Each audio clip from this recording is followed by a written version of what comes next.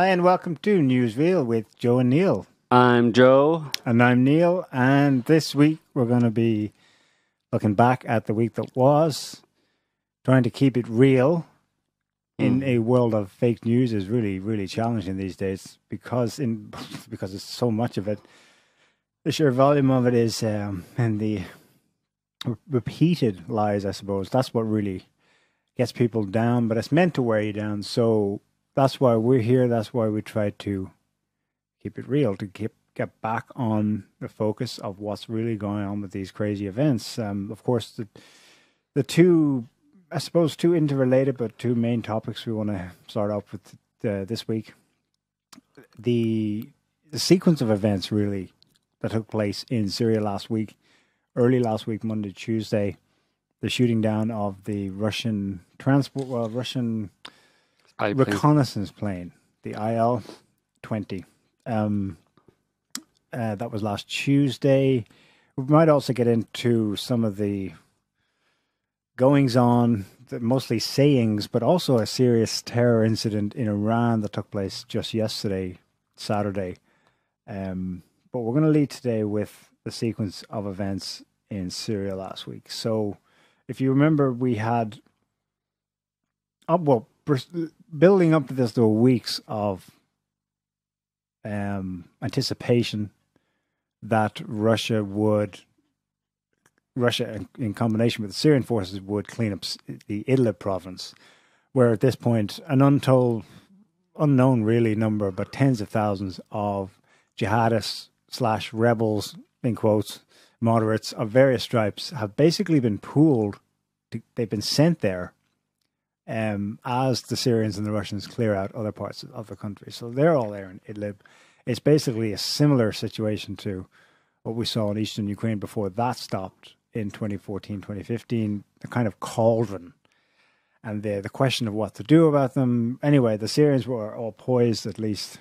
They were telling people they were all poised to go in and deal with that situation. But then last week, Putin and Erdogan met. Erdogan had previously expressed his doubts about doing this. It's not really difficult to see why. This place is bordering Turkey. He's worried about more refugees coming into his country, from Syria as a result of any serious military operations that would take place in Idlib, which would, of course, involve airstrikes. So, but of course, there's also other factors as well. He has a hand in this game, namely that there are a number of those militants. Again, numbers, who knows? I'm sure that the leaders involved in dealing with this situation probably have some good idea, but there's some percentage of them who are aligned with, ideologically or simply financially, with Turkey. And they would be the so-called remnants of the original Free Syrian Army. If you remember them, way back in 2011, 2012, they were supposedly the only ideological force, i.e. Syrians battling in a civil war against Assad in Damascus. Turns out they're actually just paid as well, like the rest of them.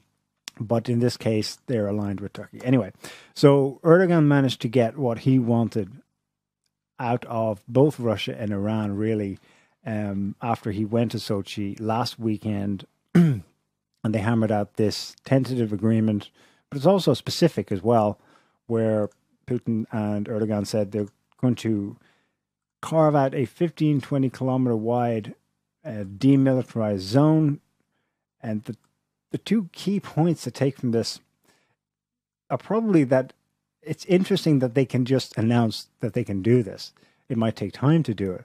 But no matter who the terrorists are, even if they're in opposition, say, against Turkey and not working with it, the state forces have the means, the military means, and probably also the financial means to manipulate any of these groups however they want them. It's very interesting that they can just declare, we've agreed on this. I mean, you're thinking like, well, what about the preceding 7 years? How difficult would it have been for other parties, including Turkey, but the US, France, the UK, and Russia, to agree on a solution that would carve out other zones and deal with the terror? anyway, so that it kind of gives the game away in the general sense, that deal last week, that they can just, once they come to a political agreement, anything is possible, including peace, apparently.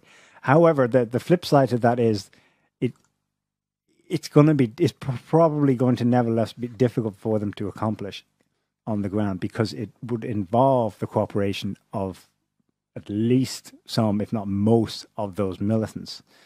Noises they're making are to the effect that no way, we don't want any part of this. We realize we're being stitched up here between the Russians and the Turks, and we'll resist it all the way.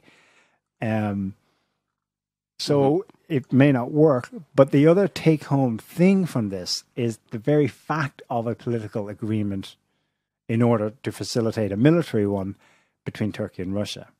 That in itself was the development last week. The continued rapprochement between Turkey and Russia is significant, given that, I mean, just 3 years ago, there was a shoot down of a Russian plane, which has officially gone down as having been done by Turkey, owned up to by Turkey, but almost certainly with a kind of fifth column element responsible for that, in order to prevent this very rapprochement between Turkey and Russia at the level of their governments. Which is interesting, because the very next day after this deal was struck, we had the shoot down of another Russian plane, which is similar in its basic situation to that earlier shoot down I mentioned. I think it was November 2015, of a Russian fighter jet, was it a bomber plane, right on the border between Turkey and northern Syria. The other, well, it's a pretty significant development, unrelated on the face of it, that took place also on Monday last week, was the Russian presentation of counter evidence to the main points. I think it hit all the main points of the Dutch-led joint investigation team into the downing of MH17 in July 2014. And I mean, this presentation so we carried it on SOT. It basically hit three main points. The Russians produced counter evidence showing that the specific missile used was produced in Russia in the 80s, and because they could produce the actual logs, specific matching the serial number of the missile from the BUK, the BUK missile delivery system, and could then show that it was in the possession of a specific Ukrainian unit, the 223rd or something battalion of what became Ukrainian forces after the collapse of the Soviet Union. Ergo, it was a Ukrainian missile. They presented a couple of other things as well. They did photographic analysis to show that the videos and photo evidence that has been used to date, published by the Dutch Joint Investigation Team, but citing as their source Bellingcat, that these photos and videos had been manipulated because of the juxtaposition of light. The shadows don't fall correctly. You might remember the famous one now of them showing what's allegedly a large articulated truck or lorry carrying a BUK system, transporting it along a road through woods that is correctly identified as being somewhere in eastern Ukraine, i.e. in rebel-held territory. Anyway, they could show that this truck was never there at all. It was planted inside actual footage of this location in eastern Ukraine. There's another one where they show that this the BUK system, allegedly now driving itself along another road, is in fact driving backwards when it cannot do that. At least it cannot do that and navigate successfully which way it's going, because it can only see the road ahead of it from the other end of the vehicle. So they have some pretty damning counter evidence to that. And the third main point that they presented last week was some interesting surveillance captured conversations of Ukrainian personnel. I probably can't repeat it on air because it's pretty explicit, but they have some guy who's still currently active in Ukrainian, a Colonel Ruslan Grinchak. He's apparently caught in an intercepted communication in 2016, bragging about how we'll beep F up another Malaysian Boeing.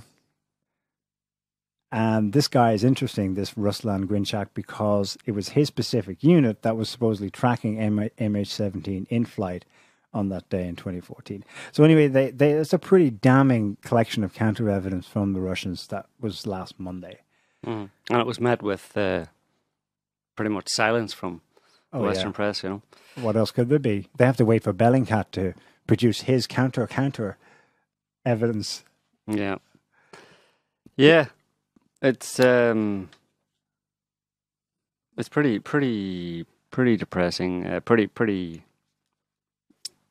horrible, actually, the way the media, Western press, is dealing with all of these situations, including the kind of shoot down of the Russian plane, and how they're spinning it. Of course, they don't have to spin it very much, I suppose, because anytime anything bad happens to Russia, as far as the West is concerned these days, it's good, you know. So they just have to just report it, and that's good enough, you know. That's Russia got hit, basically, took a hit, and the Western press and governments and stuff are pretty happy about that. So they don't have to manufacture any anti-Russian, propaganda or whatever to smear Russia. You know, in this case, Russia got what they deserved as far as the West is concerned. Exactly. You know? That's unsaid, but in a way, their commiseration or their expression of, which would be the formality that's normally done by people, is simply say, "Well, we had nothing to do with it." Yeah. Oh, that's great. Thanks. Yeah. Yeah, I think the main thing, you can't really divorce this shoot down of the Russian reconnaissance or spy plane. You can't divorce it primarily from the announcement that day, I think, or maybe the day before, whatever. But like you were mentioning about the agreement between Turkey and Russia to create a buffer zone between Syrian military and the rebels that are left in Idlib, the X number of thousands of rebels. The obvious conclusion is that Israel wasn't happy about that, and decided to send a message that, you know, it was not going to be, let's say, curtailed in any way, because obviously a buffer zone, it's a deconfliction zone,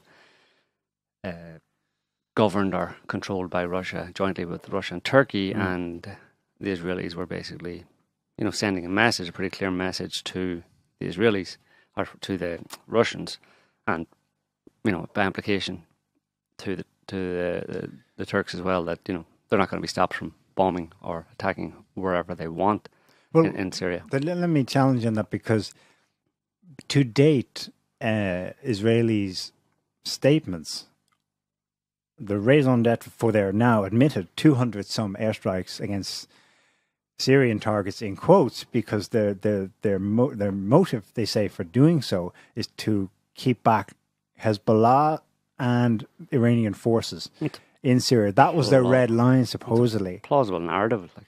Okay, but here's Russian-Turkish cooperation in the north. What's their beef with that? What's Israel's beef with it? Yeah. Israel's beef with it is that Israel, like the US from the get-go, has wanted the removal of the Syrian government. Right. Yeah. That thing which is unspoken in all of these apparently shenanigans. you're not allowed to talk about it. Has never. I mean, it's amazing that over 7, probably coming close to 8 years now, of a Western-backed, Western-led, with its friends in the Gulf and its allies and stuff, war on Syria, on the Syrian people, with the clear, explicitly made intention back before it started that Assad had to go. And they've been waging this war for 7 years, and I'm pretty sure you could count on the fingers of one finger. The middle one. the middle one, the number of times that the Western media has explicitly said that this war was obviously about the West, to fulfill the West's desire to overthrow the Syrian government. So that's the kind of thing that pisses you off, you know. It's just such a shocking lack of honesty and transparency about. They've said it often enough, but it's always detached from the context of defeating ISIS and terrorism. Right. Well, they've never said it in an explicit way that they said it previously, that was the intention all along. And because obviously when they've mentioned Assad or whatever, they mention it in terms of Assad's gassing his own people, blah, blah, blah. It's they try to attach it to some narrative or some lie that Assad deserves to be overthrown for humanitarian reasons. That was not the explicit intent or reason for overthrowing Assad before they started the war. It was simply because Assad wasn't playing ball with the West. Effectively, was just back then he hadn't gassed anybody. So what was their reason for getting rid of him? Well, Assad, he's a dictator. It's about as far as he's cracking down on a legitimate revolution uprising. But even before that, they were talking about before any uprising, they were talking about getting rid of him. Years before. That's correct. We found back to 2006, I think, or even 2005. beforehand. You remember Christiane Amanpour went to interview him in Damascus, and she said, "You know, there's a lot of talk in Washington because about overthrowing you. She didn't justify up anything. She mentioned ... She didn't fully justify it explicitly, but ... At the time, it was because Syria was being held responsible for the assassination of the former Prime Minister of Lebanon, Hariri. Yeah. Well, but that was... Which was pinned on him, but... Yeah, but that's fairly weak sauce in terms of, you know, mobilising Western military power to overthrow a government simply because of some local infighting or squabbling, even if the Syrians were responsible for it, which they weren't, obviously. It was very clear that the Israelis were responsible for killing Hariri. But that brings us back to Israel, and Israel has been gunning for Syria for a very, very long time. And today, as the US takes a kind of backseat and the Western powers go quiet, you know, they kind of go dark to a certain extent on Syria after a few years of Russia's involvement there. The only one who's still front and center and screaming bloody murder about Syria is Israel. So this has always been as much Israel's war as anybody else's, and Israel's attempt to overthrow the Syrian government. And they're not backing down on it, and they don't want... I mean, there's some justification to... I mean, it's tied together, obviously. Their animosity towards Syria does obviously include their fears and their animosity towards Iran. You know, Iran and Syria are aligned, basically. So it's basically... Both of them are the same thing as far as the Israelis are concerned, you know, a free kind of independent Syria under Assad, and you know, with Russia as their big brother type thing, protector, means for Israel, it means that Iran will have free run of the place as well.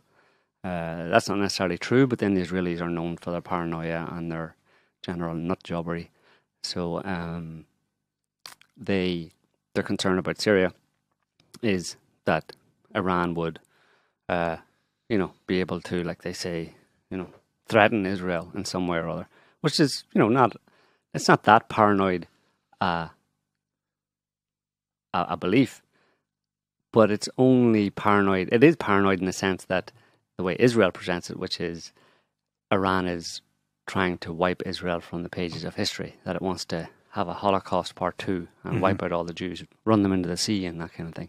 That's not really the case. Iran wants some kind of parity of power, or as close to parity of power, wants to increase its power in the Middle East, which is very, at the moment, and has been for many years, many decades, disbalanced towards the West and towards Israel and towards the Western allies in the Middle East, like Saudi Arabia and the other smaller kind of Gulf states. So Iran is simply attempting to kind of bring some balance back to the situation. It doesn't mean that it would... Ultimately, Iran would have to, you know, live in a Middle East, in a new Middle East of more to Iran's liking, it would have to live with Israel. But the only way you can bring the Israelis to the negotiating table and not have them not be subject to their whims and their wishes, basically have to bow down to every Israeli dictate, the only way you can do that is to threaten them.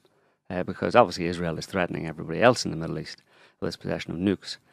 That's why Iran wants to get some nukes as well, so it can restore some parity. Because balance is much better than disbalance, Because people, when there's disbalance, one country basically suffers unduly, doesn't get its fair share, basically, and that's the way it's been in the Middle East for a long time. And Iran, along with Syria and along with Russia, are trying to establish a new kind of order in the Middle East that's fair.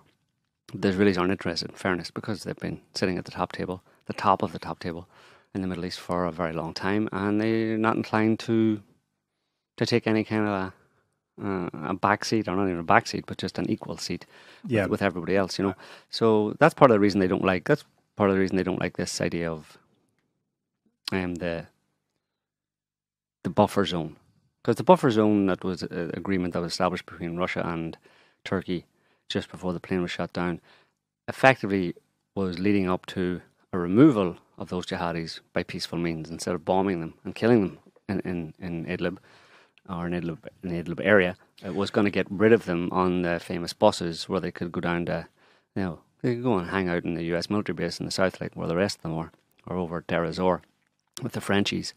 Frenchies seem to like hanging out with some jihadi mercenary terrorist types as well. So they really didn't like that, because they want to keep a state of war. They want to have these mercenaries on the ground that are effectively in the pay or doing the orders of Israel / America / Saudi Arabia, whatever.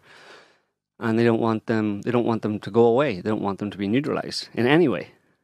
So that's why they effectively sent this message targeting Russia and saying that, basically Israel was saying there's going to be no peaceful resolution. As far as they're concerned, there's going to be no peaceful resolution to this long-running jihadi war on Syria. The jihadis aren't going away. It's not over, basically, as far as Russia and Syria have been trying to say over the past few months in particular. It's pretty much over. Syria has won. Assad has won the war with its help from Russia. It's all over. It's done. And Israel's like, no, it's not. Right.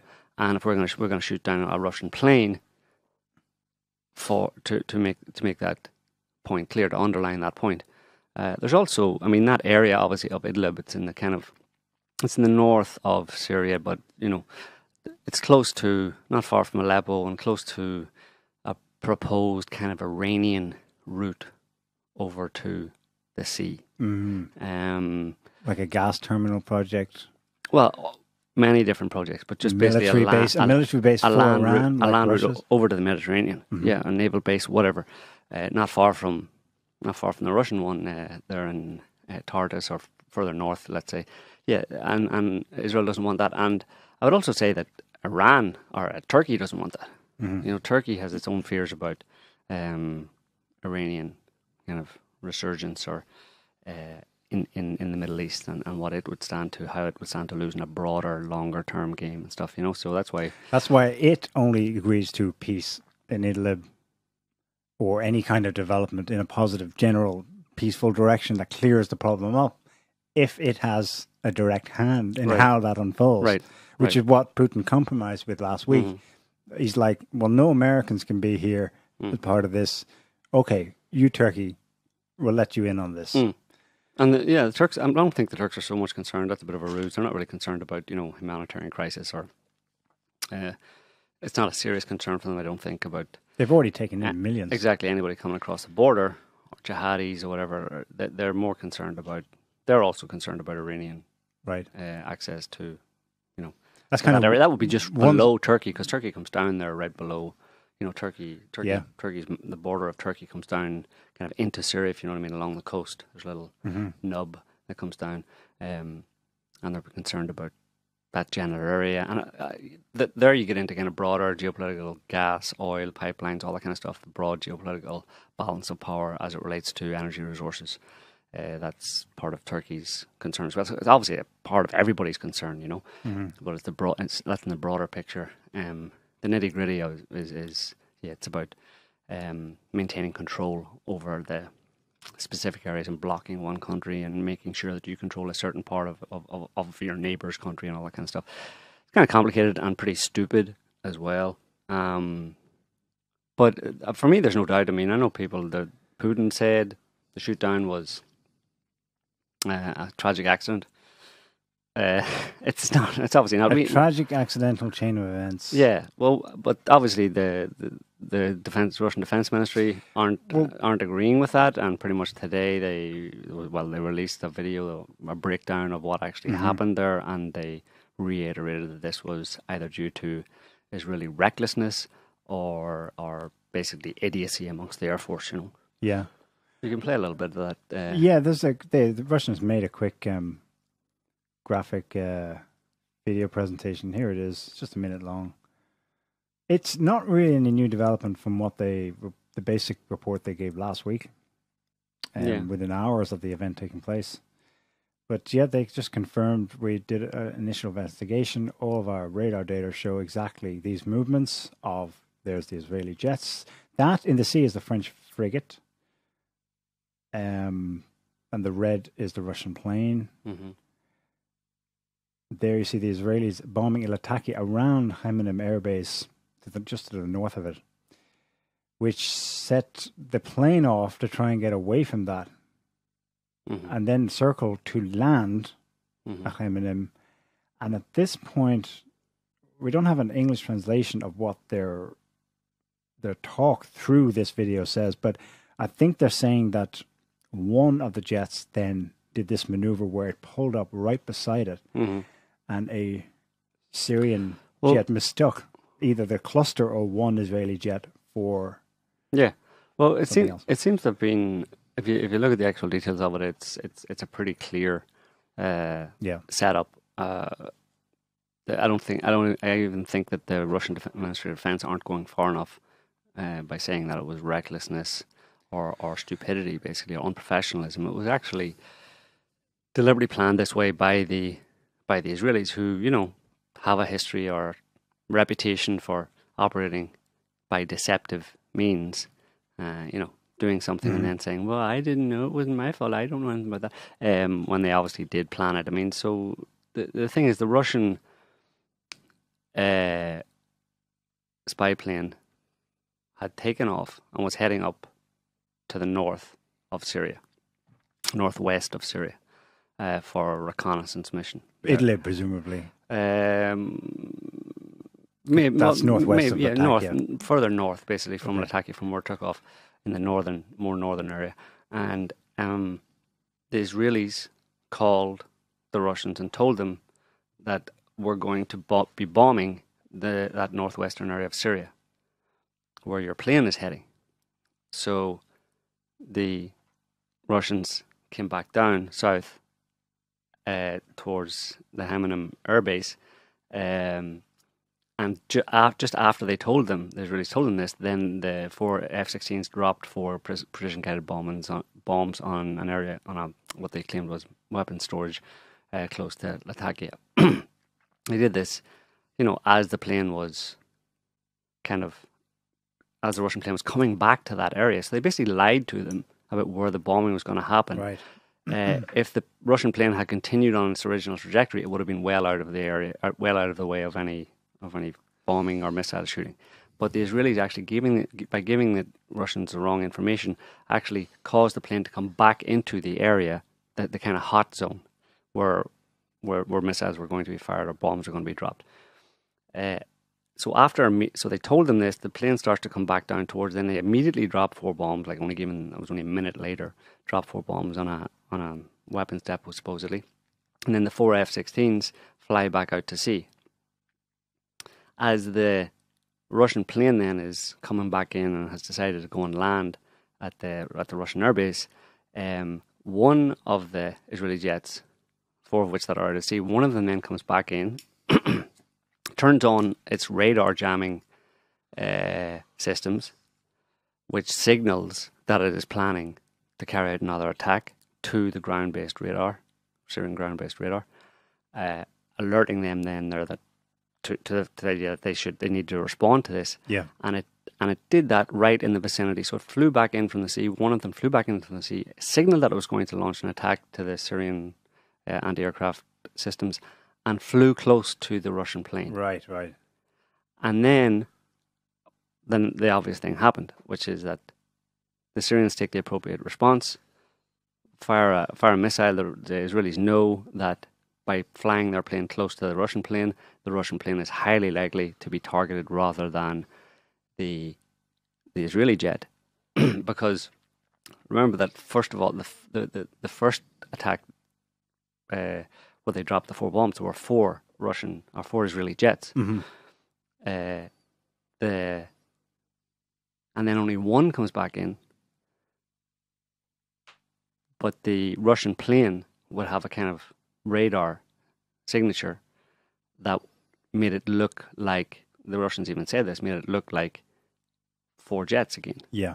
So it's basically, you present a scenario, here's your attackers, then those attackers go away, only 1 of them comes back in, sends basically a radar, an electronic signal to the ground-based radar saying that it's going to attack beside the Russian plane that looks like, to the radar, the 4 planes that had just bombed Syria, bombed the weapons depot. And then obviously the obvious thing happens, or the highly likely thing happens, is that the Russian plane gets shot down in place of the Israeli planes, with the full foreknowledge and deliberate conscious intent of the Israeli Air Force. Mm-hmm. So for anybody to say that wasn't deliberate, well, you're stretching it, really. It was deliberate, but done in such a way that there was barely plausible deniability after the fact. Well, the Russians immediately called out Israel on it. You had Defense Secretary Shoigu saying, "We blame Israel." Yes, then later that day, last Tuesday, Putin appeared to climb down from that when he was said a chain of tragic accidental events. A reporter at the press conference where he gave that answer, though, asked him specifically, "Did you sign off, though, on the Russian Ministry of Defense's earlier statement?" He said, "Yes, I did." Now, it moved on from there, and that appeared to be what it was, a climb down, paper things over a little bit. But now they've come up with this presentation a week later, 5 days later, and it's the same, what they were saying before. In addition, though, the statements from the Russian MOD spokesman, that big fair-haired fellow with the wire-rimmed glasses, Konashenkov, he gave them 2 possibilities. At worst, it was, or at best, rather, it was extreme negligence on their part. But the overall tone of what he was saying is that we revert back to our initial statement. He let it be known that the deconfliction line that the Russians and Israelis had set up in 2015, that over the course of the last 3 years, Russia has sent 310 notifications to the Israeli Air Force, while the latter notified the Russians only 25 times, even though its jets carried out more than 200 airstrikes. Right, so only about 10% of the time do the Israelis actually use that deconfliction hotline, because Israel won't be told what to do by anybody, right? Yep. He goes on to say, "This is an extremely ungrateful response to all that has been done by the Russian Federation for Israel and the Israeli people recently," specifically citing Russian military support in the Golan Heights, the operation that preceded Idlib. And in Israel's red line, ostensibly, its public narrative were that, well, there were Iranians there and they're right on our border. So Russia personally oversaw the transportation of anyone who's Iranian personnel, and about 1,000 people, they said. A total of 1,050 personnel, tactical missiles, and 145 pieces of other munitions and military equipment were withdrawn from that area and pushed 140 kilometers east of Syria. I presume that means up to Deir ez-Zor, somewhere up there at the Euphrates, away from Israel. He goes on to say, "In view of the above, i.e. what we've done for you, the hostile actions committed by the Israeli Air Force against the Russian plane crossed the line of civilized relations." Mm-hmm.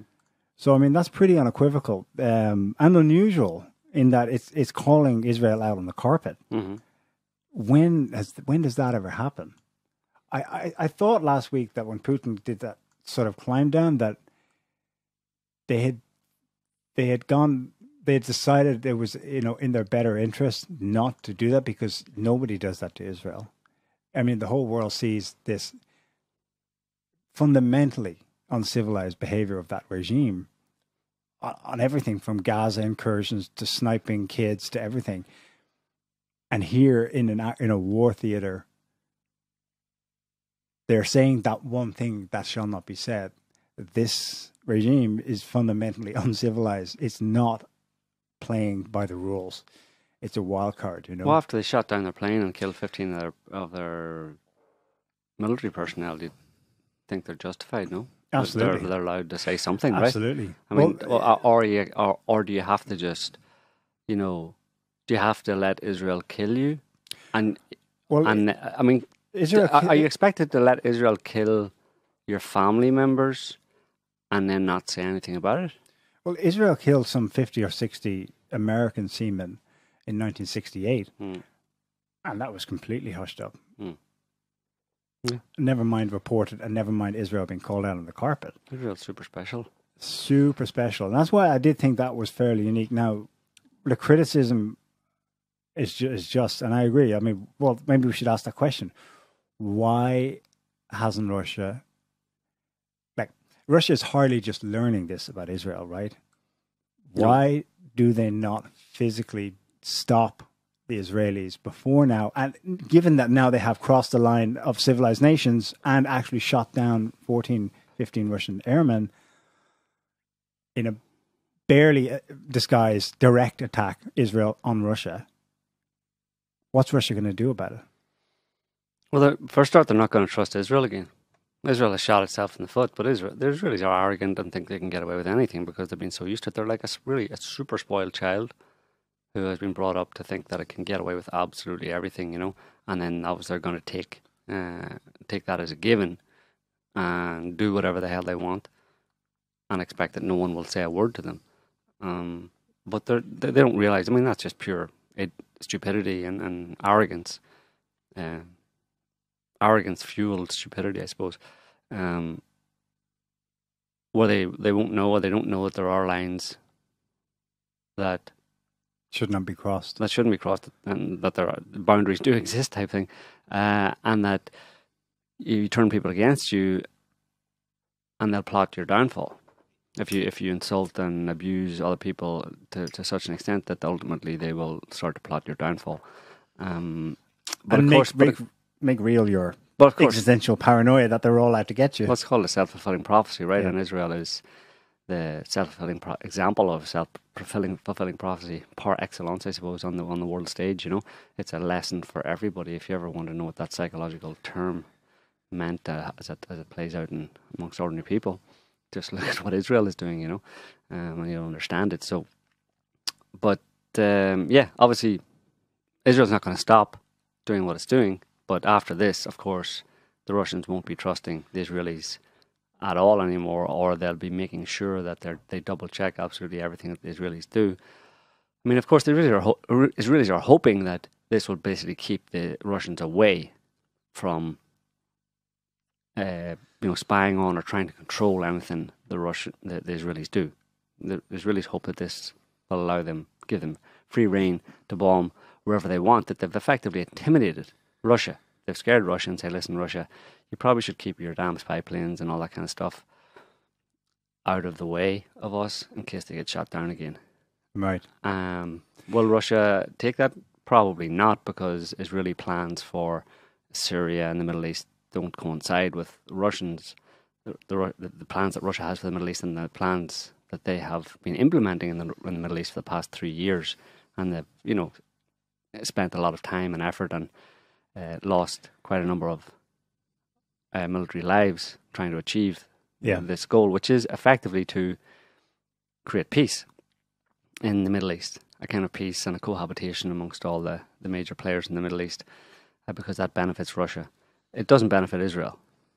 And like we've said this many times before, is that when someone has all the power, or most of the power, they have nothing to gain from coming to a negotiating table and giving up some of that power, doing the right thing, doing the good thing. That's not part of Israel's lexicon, doing the right thing or doing the good thing. That's why they've never had a peace process or any semblance of a real peace process with Palestinians. Why would they? Yeah. They have, 1.5 million Gazans in a prison camp, and they have the other 2 or 3 million Palestinians in the West Bank and in Israel under threat of summary imprisonment or execution, whatever. What have they got to gain from giving the Palestinians more freedom or agree, or meeting with them and actually having some kind of a proper peace process where you try and address the grievances of the Palestinians? Why would you? Just keep persecuting them. It's worked so far, right? Same applies to Syria. Same applies to the Russians.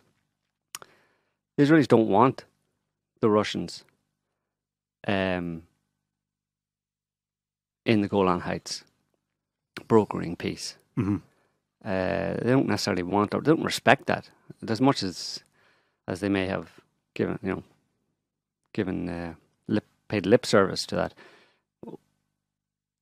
The Israelis always had the option of just those military pieces, artillery pieces, and missile launchers and stuff that they supposedly moved from near the Golan Heights or from in the Golan Heights, and push back. Got the 1,000 Iranian personnel away from there. Mm-hmm. Israel could just bomb them, like. Yeah, they don't see that as a favor that they will honor. But they don't have to pay anything back for it. Yeah. Because it's like, well, thanks, but I didn't really need your help, basically. I was quite happy just ramping up the rhetoric and pushing it to a point where the Israelis could implement a final solution to their so-called Iranian problem, I mean, they've been gunning for bombing Iran for, like John McCain, God rest his black demonic soul, for I don't know, well, it's at least 10, 15 years, probably at least 10 years at this point, or more than 10 years, they've been bomb Iran, They want Iran gone.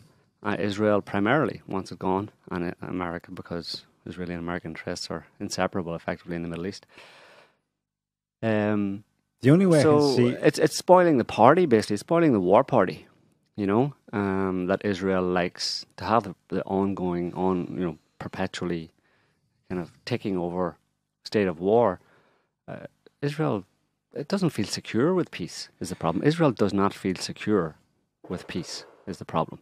Yeah. And it never will, as long as the psychos run Israel, and as long as there's a significant percentage, perhaps a majority of the Israeli people who have been infected by that psychosis and that psychopathology of their leaders from effectively being established as a race of persecuting people who persecute those around them. The history of Israel is 70 years of the 70th anniversary this year, isn't it? Yes, it just passed. 70 years of tormenting other people and summarily shooting them and abusing them and killing children and imprisoning women. That's Israel. Then starting wars with your neighbours and taking pieces of the land, piece by piece. It's a dirty, rotten little country. I can think of one possible, because their psychopathy is one factor, but at the same time, that we know we have evidence that they have been able to think several moves ahead, and that they can see that crossing a line. Well, next time will Russia hit us? The only possible logic I can see to that in this context is that it's a baiting of Russia right then. Next time we do this and your S-400s actually activate and shoot down our jets, we'll say, America, come help us. Maybe. We still have control of the US military, or we can call on it. And, you know what I mean? It would ramp up, at least reinvigorate the deflating rationale the United States has for being in the Middle East. Yeah. But we have to be there to protect Israel. Maybe. But I don't think that's going to happen. Israel plays a game of chicken, like psycho people, The people who play a game of chicken, in a car or any kind of standoff like that will see who's willing to go the furthest, Well, Israel is the one who, in a game of chicken, the classic game where you're driving two cars towards each other, Israel is the one that'll always pull the steering wheel off and throw it out the window first. Right. Because they're fundamentally unreasonable people, and they think they're entitled, and fundamentally have a fundamental sense of entitlement to always get their way. So I think they're the one, in this situation, they're basically staring Russia down and putting it up to Russia and saying, listen, we kind of accidentally shot down your plane there. You should probably keep your planes out of our way and not mess with us and do things as we want. You're not going to do anything about it, are you, Russia? Do something, Russia. What are you going to do? You're not going to do anything. Go on, jog on. Piss off, Russia. And Russia goes, okay.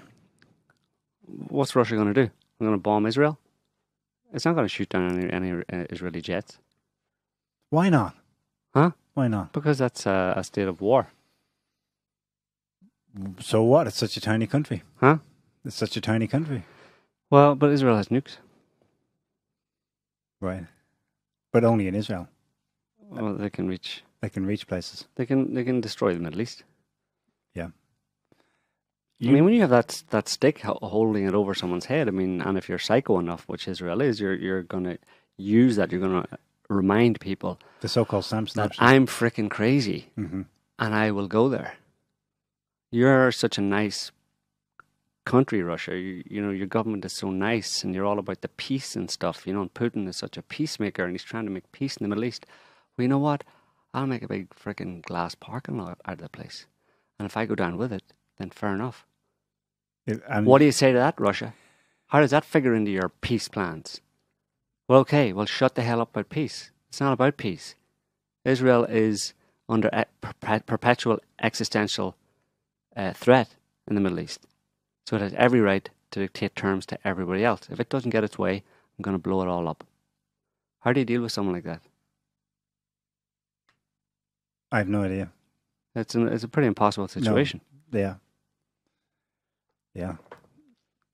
Careful with your words, your actions. I mean, you have to have a lot of tolerance as well, because you would, when antagonized and pushed and subjected to that kind of pathological thinking enough, you would feel like pushing your own red button and saying, okay, okay. Well, you know what? We'll just solve this problem. You can't. Boom. Bye-bye, Israel. You can't fool them. No, there's no supreme paranoid strategy that they can't see through. Or they don't suspect. They'll suspect everything that you're doing. Yeah. That when you say we just want the best for you, Israel, they think you want the worst for us. How do you deal with someone like that? Yeah. Usually that kind of a person would just be isolated or sidelined from any community, international, local, whatever. They'd just be pushed away and say, that person's a bit crazy. on that iceberg over there and left. They're crazy. Yeah. But the problem is that they've got nuclear weapons and a lot of influence and a lot of reach.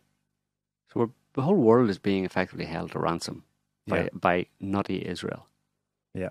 And that's also seen in the fact that you cannot criticize Israel. Exactly. Because that's anti-Semitism. Well, it's been set up since the Second World War. And the Nazis, I mean, since then, that's it. That's their red line, and nobody's allowed to say a word about them.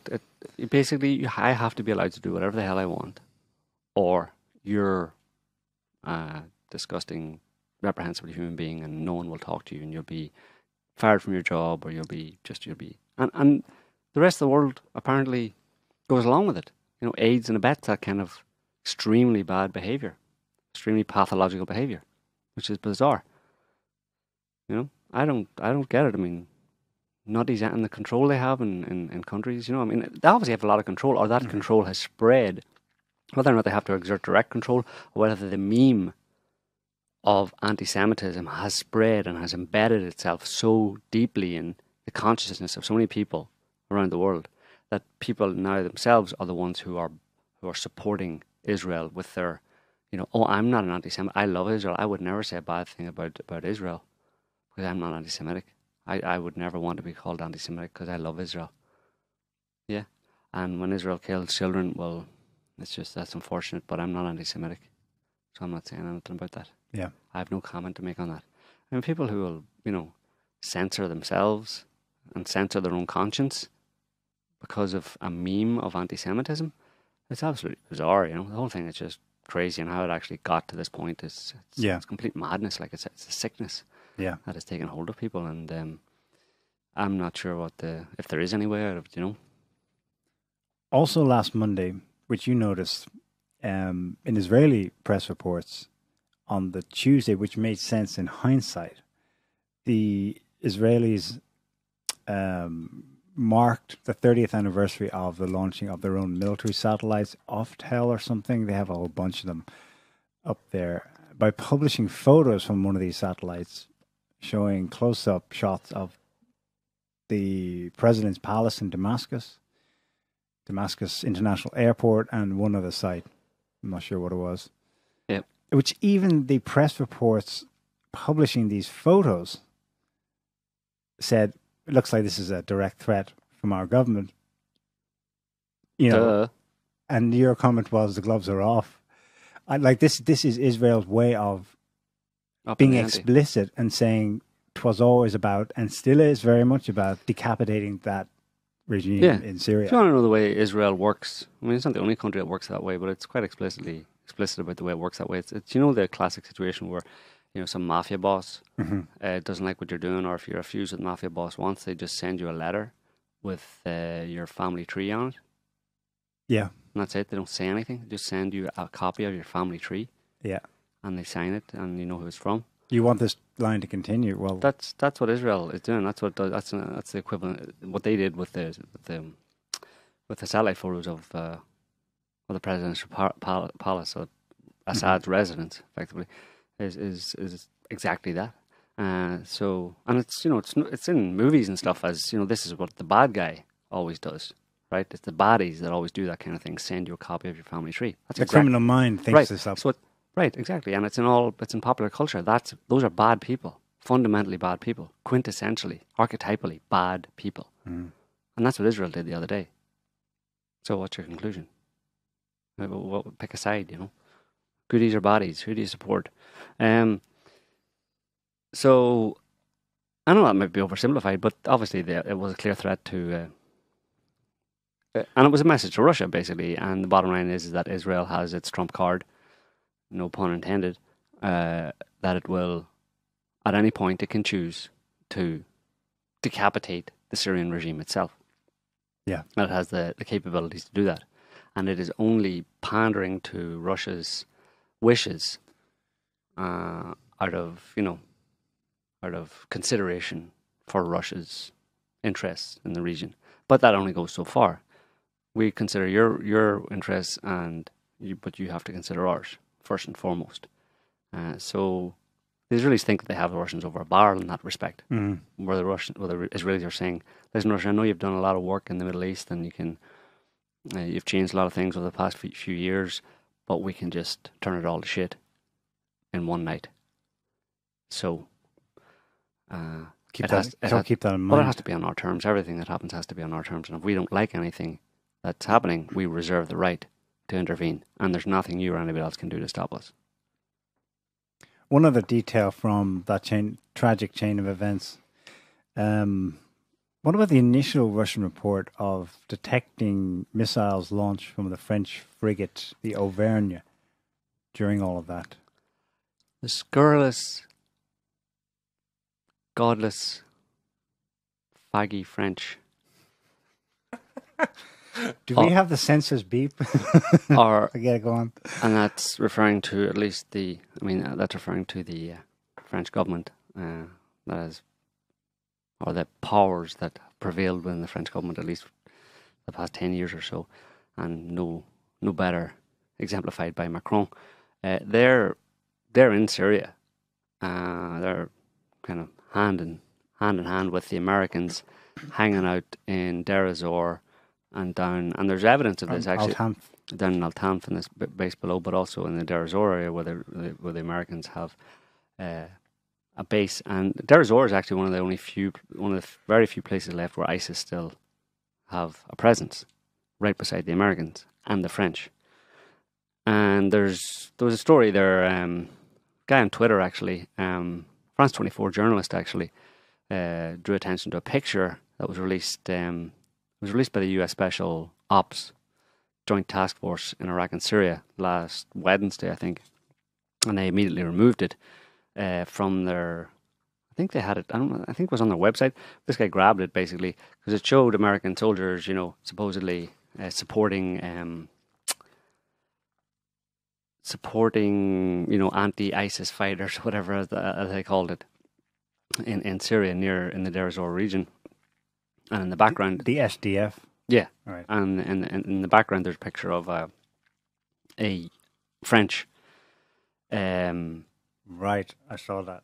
A French armored personnel carrier, basically, an army vehicle. Basically, it was. I think it's called Ahvaz infantry mobility vehicle. It's in the background behind the American troops. So the Frenchies are there, hanging out with the Americans and with ISIS in Syria. And the scurrilous part of it is that as soon as the Russians announced when the plane was shot down as part of their satellite and radar data as to what actually happened, they said that a French frigate in the sea off Syria had fired missiles all around the same time. And of course the French government, in response to that, immediately said that is absolutely not true. We had absolutely nothing to do with this whatsoever.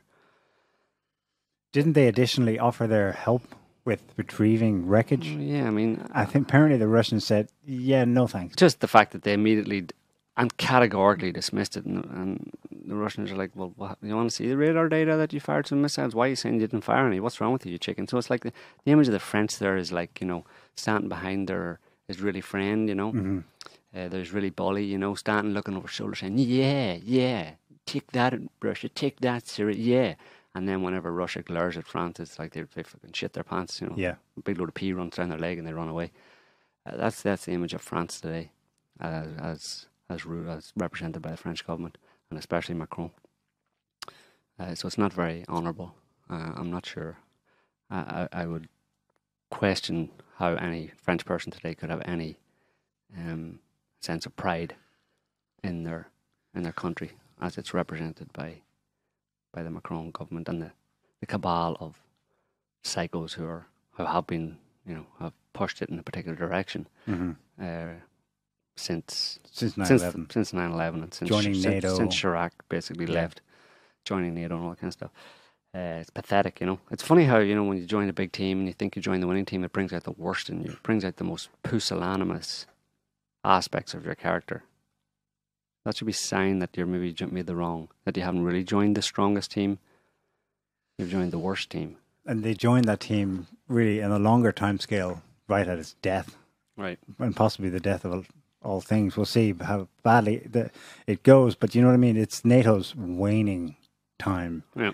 And it seems to be the strongest winning team at the death. And France jumps on board with that. Well, yeah. They did get the term collaborationist as a dirty word for good reason. Yeah. On a different subject, but it also, of course, plugs into this. The terror attack in Iran on Saturday in Ahvaz in the southwest of Iran. Totally brazen. You've probably seen videos of it online. We won't even show any more of that. 29 dead, I believe, at this point. 70 wounded. It was a military parade commemorating the 30th anniversary of the end of the Iran-Iraq war. Parades were taking place across the country, so there were no big government officials at this one. They were up in Tehran. Totally brazen. Guys dressed up as Iranian troops participating in the parade and as police officers opened fire on the crowd, primarily, I think. I think half the victims were children, civilians, families watching. And the other half were military personnel taking part in the parade. A separatist group. It is actually a group existing in Iran, the Patriotic Arab Democratic Movement, based in Ahvaz, apparently. A claim of responsibility on their part was put out there, but then they actually made an actual statement, said we had nothing to do with this whatsoever. Right. In any event, there's no fooling Tehran on this. They've already pointed the finger abroad. Obviously, this is foreign interests. Pointed the finger at Saudi Arabia. Recalling the US, the UAE. They've recalled ambassadors demanding satisfaction, which of course they won't get. Well, it's interesting that they picked 3 countries' envoys to summon: the UK, the Dutch, and the Danish. Yeah, why? I don't know why they picked those 3 countries to summon the ambassadors to those 3 countries in Tehran to. Well, the rationale I've read is that accusing those 3 countries of harboring Iranian opposition groups, and they probably do have a lot of Iranian emigres. Why not based France? In those countries? France and the MEK, right? Primarily. Well, I was wondering if they weren't actually, for some reason, they just picked those 3. Maybe there's something particular about those 3 countries and their links to this, to who the people who carry this out. But I mean, they captured at least 1 or 2 of the attackers. Right, alive. 1 shot dead 3. So they'll maybe squeeze answers out of him. Well, they know where that person is from, have a reading the situation, and I wonder if they weren't presenting some information to those 3 countries. You know, why those 3 countries, I don't know, but you'd think that, if they had some information as to their back up the claims that this wasn't just some internal Iranian kind of group that had launched an attack, that this was basically funded from, or organized in some way or other from abroad, and it was an external, effectively, attack from abroad on Iran. That if they have evidence to back that up, then that would be possibly interesting to maybe countries or envoys from countries that they thought might be sympathetic or that they could put pressure on. Countries that might be most sympathetic to not imposing sanctions. Who knows what kind of leverage they might want to. They might want to. As in, if you're serious about protecting the Iran deal, which is good for your companies, hint, you'll get behind us on this, at least publicly, if not behind the scenes, and help us to, stop this kind of thing from happening, if not actually expose the perpetrators. Yeah. On the same day, this is yesterday, Saturday. Jesus, they've had a few of these over the years. They did another one of these major glossy shindigs, this time in New York, where Rudolph Giuliani, I call him Giuliani, the ghoul. He's such a puppet. What is he doing? He's been so adamantly lobbying on behalf of this group. He gets up there and he gives a speech. Formally, this is for a summit held in New York by the Organization of Iranian American Communities, which is an MEK front. He's up there saying, I don't know when we're going to overthrow them. It could be a few days, a few months, a couple of years, but it's going to happen. They're going to be overthrown. The people of Iran have obviously had enough. The sanctions are working. The currency is going to nothing. These are the conditions that lead to a successful revolution. Right, which kind of ties him and America directly to that attack. Because he comes out and says that one day after, or even the same time, but around the same day maybe, that it happened. And he's obviously saying this when he says the Iranian people have had enough. He's using this terror attack against inside Iran that killed 29 people to justify or to explain his claim that the Iranian people have had enough. He's saying this is evidence that, the Iranian people, quote unquote, are taking up arms against the system or the government or the Iranian mullahs or whatever by attacking the military. No, possibly, but in his mind, yeah. What he's doing, he's stitching together two of the separate prongs to which Iran is being attacked. One of them is naked aggression like this. The other one is the economic sanctions, which have been going on for so long, and now they're about to be tightened further still by November 4th, right? Remember the word protests in Iran? There have been many over the years, but there was a big wave of them in January, which created a spasm of support among the Twitterati in the West. Oh, support the Iranians. They want to just free the women from the hijab. But at root, really, they were genuine protests at rising prices because the sanctions were biting. That's what he means when he says the sanctions are working. It's working to create protests. Ahvaz was one of the major cities where, in fact, it was particularly heated there It's a distant from Tehran. I think it's Yeah, suffering it's over on the coast. more. It's on the coast of Iraq.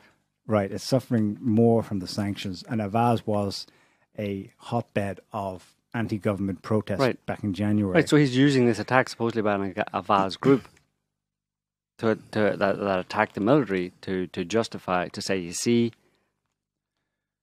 the people are up in arms. Oh, they're reacting. Literally up in arms. They're literally taking up arms and shooting attacking Iranian military parades. And that's how America goes about. He says, we will, what did he say? We will... the sanctions we will have a coup, he said. We will overthrow them. We will overthrow them, God willing. We will overthrow them. So he's saying America will overthrow them on the day that America or its allies had a hand in carrying out a mass shooting terror attack in Iran. I.e., he's saying that is the means by which America goes about creating, setting up or carrying out coups in foreign countries. And of course we know that's the case. That's how America has gone about setting up coups. It basically funds groups within countries to start mass protests, often nearly always violent in some way, up to and including armed revolutionary movements who are funded and trained and armed by America and its allies to start a revolution, quote unquote, and to institute a coup.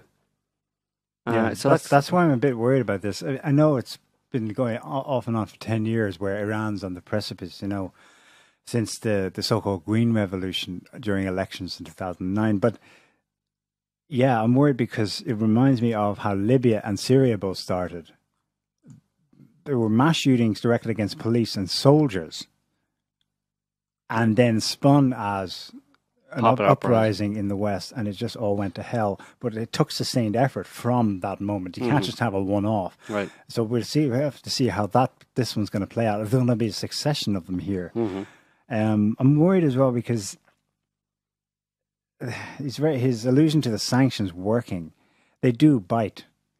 Iran's been dealing with them pretty amazingly successfully for a couple of decades, but they're going to be squeezed ever tighter now.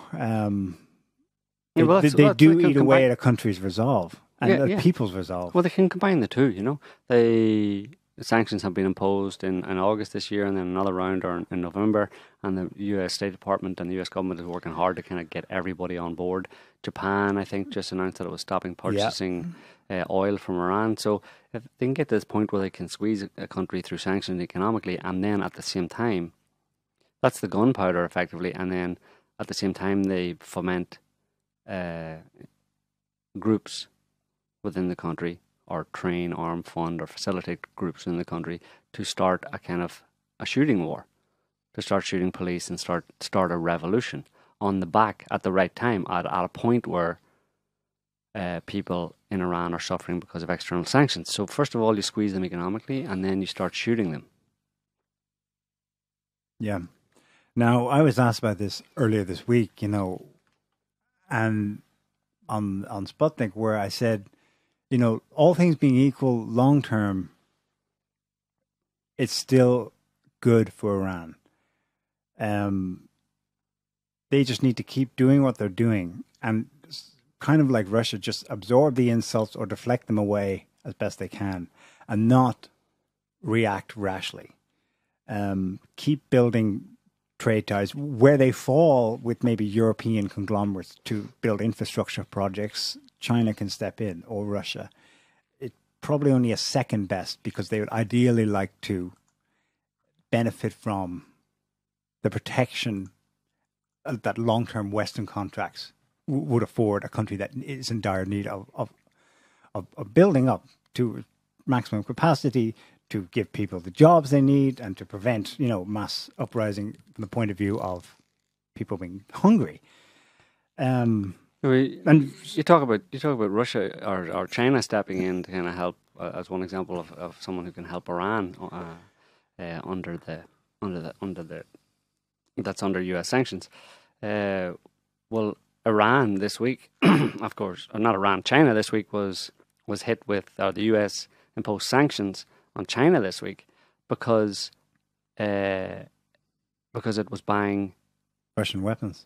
Yeah, because it was buying Russian arms from Rosoboron Export, Russian arms manufacturer. And so America sanctions Russia, and actually sanctions China, sanctions a Chinese, Beijing's Defense Procurement Agency, the Equipment Development Department. It sanctioned it for significant transactions with Russian arms exporters. So while America is sanctioning Iran, sanctioning Syria, sanctioning Yemen, sanctioning a bunch of African countries, and sanctioning China at the same time. So America is sanctioning everybody and starting an attempt... And effectively sanctioning Europe. Right, and attempting to start a revolution in Iran while carrying on a covert jihadi proxy war in Syria. So when do we get to nuke America? Who's we, Western man? Me and Russia. Well, this is the thing. They're too nice. Who? If the goal is peace and stability. Who? Well, they're too nice. The Russians, the Chinese, they just don't do that, right? They don't have that within their interests. Never mind their moral, considerations. Within their interests, China's like, we want to make money, so we can't make money if the place is in smolders. Yeah. We could, hypothetically, a few decades hence, but we want to do it now. Can we just bypass all that stuff? So it's in their fundamental interest to not aggravate any given situation. That's why their bottom line, whatever develops, maybe a situation in Iran gets worse, then they say, right, just let's just hold it here and not worsen it. Mm. But they're up against the kind of mentality you outlined earlier that will go to the wall And set fire to places. Yeah. Yeah. That's why it's building up to kind of going for the jugular with respect to Iran. Although, again, I don't think, much as they portray them as mad mullahs and stuff like that, they're not. And, for example, they're going to shut down the Straits of Hormuz, which would crash the world economy. They're not really. There's no evidence that they are actually going to take these kinds of action. I mean, Rouhani said after this terror attack,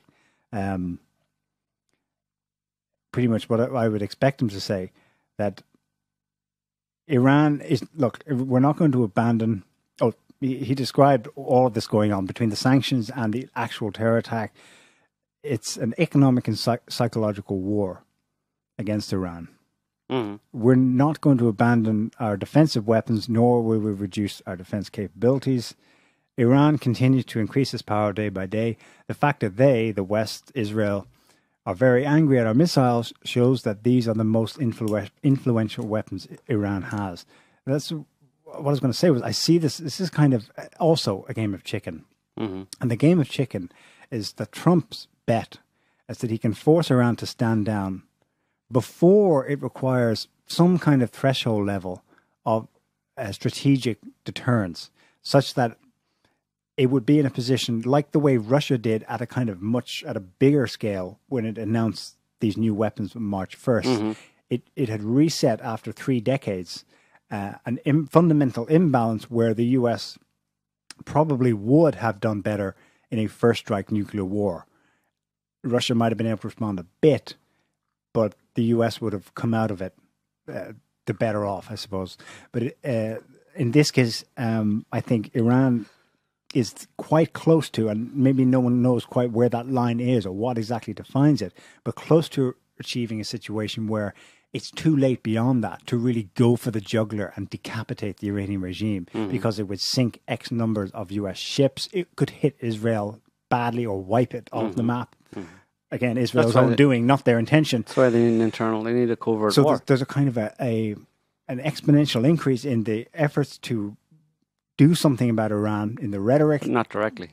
But not directly, before that threshold is met. And I think that something in the ballpark of that is what we saw play out with North Korea. Mm. Remember, it was escalating and escalating. Sanctions, rhetoric, all the way up and up. Everyone was talking about imminent nuclear Armageddon or the risk of it, and then suddenly it was peace. But what happened there? Well, the peace stuff came after North Korea goes, okay, we finished now. We finished testing. We're happy. We got it. They basically reached some kind of deterrence threshold where the cost of going in and doing something like regime change outweighed the benefits was higher. So Iran is probably close to it, and it just needs to hold the line, and reach it. Thereafter, all this stuff could quite quickly just be deflated, and hence the urgency to do it now before. But we can put our faith in the Q phenomenon. You know the Q phenomenon? Q, it rings a bell. Quanon, Q anonymous. Because he, she, it, they, z, zer, predicted that there would be a turnaround on the Iran thing under Trump.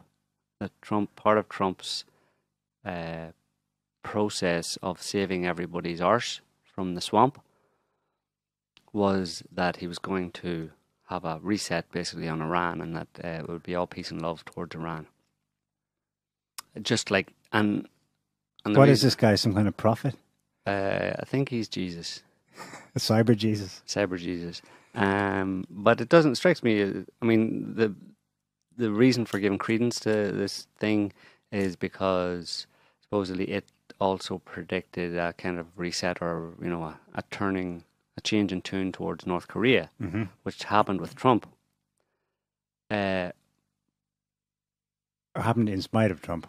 Well, actually, it happened in spite of Trump, possibly, but that's where they get it totally wrong, and people who believe it just have no clue what they're talking about. Actually, the people who are into it are obviously, they're kind of like, I think it's kind of like, it's fundy Christianity for political people who are interested in politics. I tell you what, yes, fundy geopolitics, basically, where it's just like praise Jesus, and instead of Jesus, praise Trump, and whatever emerges is God wills it. Yeah. Exactly. God will. I told you months ago. God willed exactly the scenario. So it's that level of just oversimplified, stupid geopolitical analysis that people actually think that actually passes with a lot of people, and because they themselves have no clue how it actually works, then it can make sense to them in an oversimplified kind of way, and then they run on to the next one. But I don't see any evidence that Iran is are going to become America's friends or anybody's friends in the West, basically. No, not in any deep sense, not in any soon. But remember what happened with North Korea? Once something snapped behind the scenes, oh shit, they've reached, okay. And then the first entreaties of peace were the meetings of the North Korean, the South Korean, not the leader, but his sister, at the South Korean Winter Games early last year, and that then led to exchanging of letters and ideas. Then there was a big summit, and then Trump meets. But so that all happened in spite of Trump. Trump, if anything, if he did help bring peace to the Korean Peninsula, is by increasing the rhetoric of it to such an amplitude that the South went, you know what? That's a bit freaky. Let's just be friends. Wrap this up. Yeah, exactly. And similarly... So it was despite Trump, and it had nothing to do with Trump. Trump didn't affect a turnaround on North Korea. It was because he was basically gunning for, kind of nuke them, and you're going to fire and brimstone and all this kind of nonsense. That, like you said, it spooked the South Koreans to the point where they said, hang on, America, we live here as well. So cut that shit out, basically. And it was the fact that the fact that Trump couldn't get South Korea on board with its belligerent rhetoric, that South Korea wasn't willing to take one for America, basically. Yeah, we'll go down in a ball of flames for you, America. The South Koreans were like, what the fuck? These people are crazy. They're our neighbours. They're basically the same people as us. So piss off. And so when America realised that they didn't have South Korea on board, they were like, well, there's not much we can do about that now, basically, because that can cause a lot of problems. We don't want to... South Korea is our ally. We don't want to lose them, basically, trying to get North Korea. So let's just be friends with North Korea. Okay, so in a heartbeat, you switch it over and say, yeah, North Korea is fine. So Trump just was told to say, yeah, say that North Korea is fine now, that you're not angry at the little fat kid anymore, that he's your friend, and you think you can do some great things with him. And these people think that Trump is like some kind of freaking anti-deep state warrior and stuff, and they think that's what he intended. That was the outcome he intended. That's the kind of magical thinking that Q and these people are pushing. Trump has very few qualities that are admirable or worth kind of praising. The only ones are that he's not some kind of Washington insider, not some kind of deep stater type thing, and he probably, to a greater extent than most presidents in the last 30 or 40 years, actually has some good intentions towards his demographic and the people that voted for him, and he wants to fulfill some of his campaign promises as they relate to those people in America. As far as foreign policy and stuff goes, he's a big... I revert back to him, what the lefties call him, which is a big orange blowhard, and he has no idea what he's doing. Right. So get off the Trump shtick. Yes, he's not a deep state or Washington insider establishment candidate. Basically, he's just going to do the bidding of the higher ups, basically. But he is an American, and as Putin says, how do you deal with people who can't tell the difference between Austria and Australia? Exactly, because he's American, he's basically an idiot. Yeah. Sorry, Scotty. We love Americans. We love most Americans. You're good people. But yeah, when it comes to sorting other people's problems out, you might want to start with sorting out problems at home first. Your own. Why don't you just leave everybody else alone? So, you accept some visitors, whatever, they can go to Disney World and stuff. So keep the Disney Worlds going. McDonald's, Big Macs, McDonald's, that kind of thing, Coca-Cola. It's all great. Visitors love that. But that's pretty much all we're interested in from America. Thanks very much. If y'all could just stay over there and leave everybody else alone. Is that too much to ask? So that's why I say there is, as crazy as it is with respect to Iran right now, it's possible that there could be a stabilization or a desisting of the efforts. But right now, it is all going for the jugular. But it could turn quite quickly. But I don't. How do you see a stabilization in Iran? I mean, it's just we're right in the middle of between two rounds of sanctions. Second round hasn't been fully imposed yet, and there's no sign that anybody is standing up to the sanctions. So the sanctions are crippling. If they're implemented fully, it's going to be serious problems for Iran. Iran is going to suffer seriously. And when a country like that is down, what its enemies do is kick it. What its enemies in the West, America and Israel, do is kick it. So, I say that because that was the situation North Korea found itself in a year ago. North Korea is a totally different situation. Yeah? Well, yeah, when it's not in the Middle East for a start. Yeah. It doesn't have its Israel. I mean, that could, in theory, play out with Iran, but not because of because of the other variables. And I mean, for all the years that North Korea was part of the axis of evil and stuff, there was very little actually done to North Korea, or it wasn't targeted. North Korea is over freaking, the far end of Asia, basically. You know what I mean? It's not. Well, it was almost wiped off the map in a war that formally never ended. No, way back years ago. I'm talking about today. Now, today. I mean, since it's been the member of the axis of evil since the war on terror started, that's all it got was basically, a member is a member of the axis of evil. In terms of the attention it got very little attention, very little interference and that kind of stuff.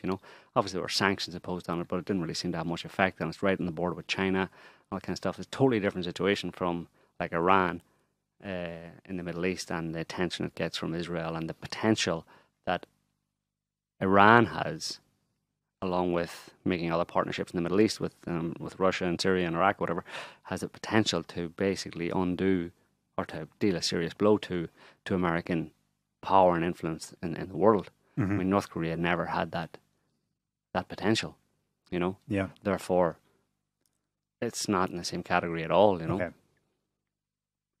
Yeah, the Americans learned the hard way that Iran is a bit of an immovable object. In the course of the two wars, Afghanistan and Iraq. Mm-hmm. What was the one thing they kept complaining about all those years? And yet they complained on the one hand, but then they were also using that influence on the other. Specifically, that Iran is such a big country there, it could help them or hinder them in Afghanistan and Iraq. Mm-hmm. So I think that might also account for the difference in approaches in Washington about Iran. That's why John Kerry is still keeping a hand in for the other side, the side that negotiated and agreed to, in principle, the Iran deal in 2015. Mm-hmm. They're like, no, we should keep this. Well, why? If Israel is, the US wrapped around his finger, especially in the Middle East, why would the US seriously consider and sign off on the JCPOA at all? I think it comes down to two different approaches in managing the situation. One is like, let Iran develop, but we're signing on at the beginning of that process. And the other one is like, no, do not even let them. We as we mentioned at a time when Trump opposed the sanctions or backed out of the JCPOA, you notice the time when the JCPOA was signed by Obama. It was 2015, July 2015. Yeah. What was the state of play at that point in time? Everybody, including Israel, and everybody was expecting that ISIS was going to roll over Damascus. 2 months later, Russia entered the fray and totally changed the situation. And that's why Trump totally changed the situation as far as the Iran deal was concerned. And all this talk about a super bad deal, blah, blah, blah. The only reason it was a bad deal is because Russia had intervened in the preceding 3 years. It became a bad deal. The JCPOA became a bad deal because Russia entered into the conflict in Syria. And that's why America backed out of it. It was a good deal in 2015. After Russia intervened in Syria, suddenly it became a bad deal. Yeah. Although that doesn't account for why Kerry is technically risking his retirement. He's an effing has-been, that's why. Why is he risking imprisonment? He won't be, but by... Imprisonment? Yeah, by conducting shadow diplomacy, which is basically the opposite of what the US government is advocating. It's Iran policy. He's going and meeting... But it's not illegal, right? He's a private individual. Is that against sanctions to meet with anybody? It is Iran? If you're advocating the opposite to what the government policy is. I think Kerry has enough connections to make sure he's... Right, but for protected. him and the connections he's speaking on behalf of, why do they the Iran deal, still see it as something to keep and work for? I don't know what connections he's speaking on behalf of, and it may be to do with his own business interests. Maybe. John Kerry's own business interests. But John Kerry he's skull and bones, deep state, that guy's... Kerry, Heinz, that's... He's ketchup, that's what he is. Okay. He's a load of ketchup. No, I think he's out of the equation, really. I don't know to what extent people who are in former administrations still keep their hand in, and some of them may do, but I think most of the people who keep their hand in terms of exerting significant influence on every administration, you don't really know who those people are, Yeah. But we wrap it up here for this week. Yes. I want to end it on a happy note. Go on. If we can call it a happy note. Scotty, I want you to play a minute or so of this next video. This is the two Korean leaders met this week. It was the first visit by a South Korean leader to the North ever, since the country was split. Kim Jong-un and Moon Jae-in, they both jointly addressed a crowd of 150,000 people at the giant sports stadium in Pyongyang. We obviously won't understand what they're saying unless it's been interpreted. Go ahead and play it there. We'll just watch a bit of it. Right, live to Pyongyang, where you see Kim Jong-un speaking, addressing 150,000 people gathered at the stadium. Let's listen to him. North Korean fellow citizens here. President Moon Jae-in and myself have been able to make another accomplishment today that will be an important milestone in the history of South and North Korea in the future.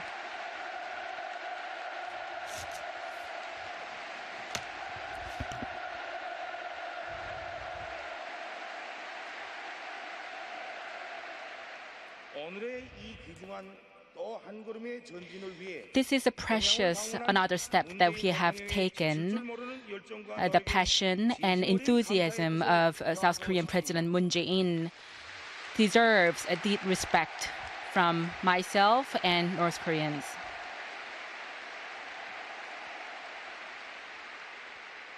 Okay, we'll leave it there. Kim then gave way, and Moon Jae-in gave a speech about how we're all brothers and sisters, and the crowd loved it. So, I mean, that's going. You can't put that back in the bottle now. Yeah, and contrast that with scumbag America threatening to wipe it out. Yeah.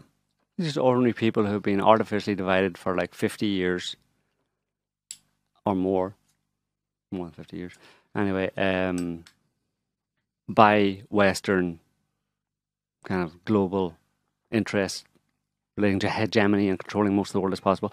And half of the people suffered for quite a long time. And now they want to make friends.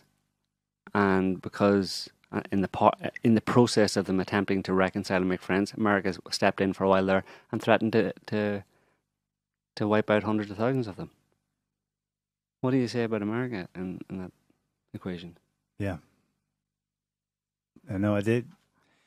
They can't come out of it looking good. The best they can do to retain the self-image that they've successfully projected for so long is to poo-poo that kind of thing by saying, oh, but hang on a second, North Korea hasn't lived up to any of its commitments, it still has nuclear weapons, yada, yada, and try to downplay that kind of thing. But that's fine for a Western audience. You can, not show them those kinds of images and instead replace it with, doubts and suspicions and alleged infringements by the North Koreans. But the point is, within Korea, that's being beamed out across the two populations. There's no going back from it now. And everybody loves it. Yeah. And why is when they say, Americans say, well, hang on, North Korea hasn't lived up to its commitments. Its commitments in what? Made in... Its commitments to do what? To do denuclearize. Yeah, and why would it not? Why should it not have nuclear weapons? Because nukes are bad. Why? Because they're dangerous. What do you mean they're dangerous? I know, but this is it. Well, hang on a minute. There's been nukes around for what? For 70, 80 years. And they've been used by one country. Right. So the problem is that we can't let other countries get nukes because they might use them, because they're crazy and they might use them. Mm-hmm. Well, hang on a minute. Who used nukes? In the history of nuclear weapons, who used nukes on a civilian population? The US and possibly Israel in Yemen or somewhere else. No, I don't think that was a nuke. But anyway, yeah, it was America. Yeah. So, does anybody see a problem with that? No.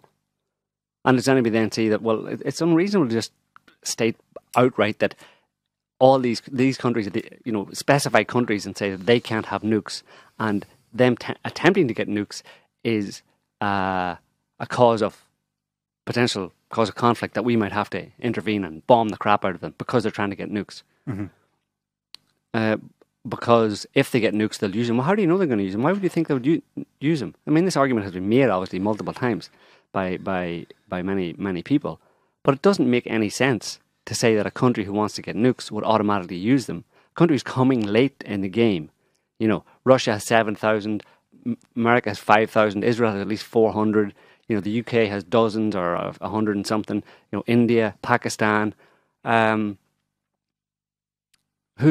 China.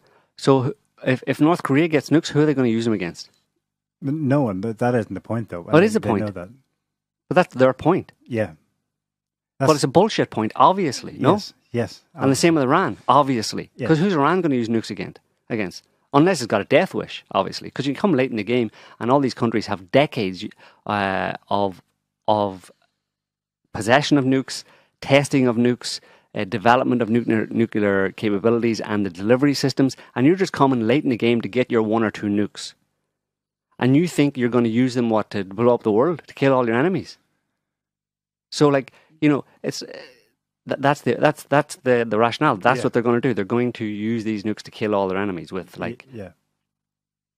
But that isn't it. Of course, it's. But that is the dominant narrative that keeps flying, and that's the reason. Like you said, to people in the West, that narrative flies with people. That's the rationale apparently that gets people to support. Trump should nuke North Korea because it's going to get nukes because it might use it. When it doesn't make any sense at all. It's such a failure of rudimentary thinking, and basic logic that it just blows my mind that it actually flies, and the media repeats it. And nobody ever wonders then, nobody ever gets to the point where they say, well, that's a load of bullshit. That's obviously not the case. No, Iran and North Korea aren't going to use their nukes.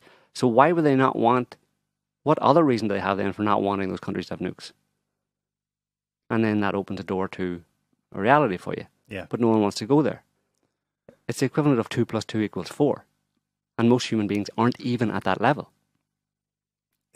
Yeah, and they're also on the winning team. The West is the best. And it probably, unless they're prepared to really think it through and accept the consequences of where the thinking will lead them, it will hurt their standing as being part of the winning team. We are morally better. That's why we're economically better than everyone else. It comes down to a kind of my team and those other teams out there, they're bad, but we're at least protected, we're safe, and we're morally righteous. That's the only reason you can allow for an irrational view of the world to be accepted, because it has to be accepted. I know the lie is repeated so many times and it programs people's heads, but there must be a reciprocal basis for the lie to hold. Otherwise, from the get-go, people will be like, that doesn't fly at all. But this flies with Westerners because it's those other people. They're not us. They are prone to do evil things. They're not as rich as us, which is the manifest proof that they're morally lesser than us. They all want to commit mass suicide, basically, is the rationale. Yeah. Those people are gunning to get their nukes so they can commit suicide en masse. Yeah, that's what they use with Syria. Bashar al-Assad is inhuman because he kills his own people. Yeah, literally killing, suicide. But then they have some evidence for it in history. Stalin, Soviet Russia, Mao's China. There was some basis for these kinds of things to work their way in the beginning, because you could point to those places and say, look, they're killing their own people. They're nuts. So but obviously there's a bit more nuance than that, because there are certain episodes where countries are so backward as a result of previous decades of history, not least colonialism by the West, which is why they're in that backward state from the beginning. But it no longer has a basis today. I mean, China's the richest country in the world already, really. It's absurd. So, and China's moral standing, thus, to use the Western rationale, should then be on a par, therefore, above us. So, yeah, don't make any sense. Okay, humans don't make any sense. The humans don't. No. Well, they're weird because we all humans are idiots. Yeah, they're informed by things that aren't theirs, but they own them as if there's no, that was my thought and I had it, and this is my opinion, and screw you. You offend my opinion, but it has nothing to do with them. It comes through them, or it takes up seat in them, but it's not actually theirs too.